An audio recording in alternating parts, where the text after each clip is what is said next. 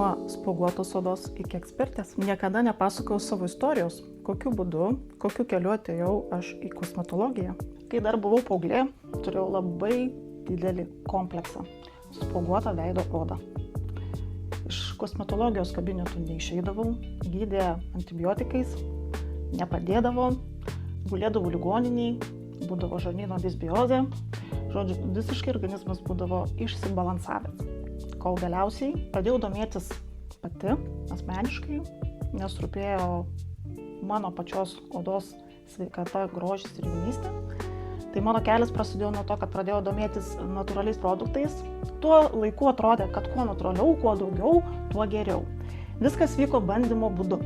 Kol galiausiai supratau, kad laikas pradėti mokytis, įgyti specialybę, įgyti žinių per mokslus, per mokymus, per seminarus ir apskritai per patirtį. Ir štai jau 10 metų patirties ir mano oda, klienčių ir aplinkos žmonių, su kuriais aš bendrauju, kurioj aplinkoje aš būnu tarp žmonių, sako, kokia graži tavo oda. Vadinasi, visas tas nueitas kelias yra nebereikalo ir džiaugiuosi šią dieną ir kad šiai dienai aš galiu savo klientėm duoti geriausio, ką aš galiu.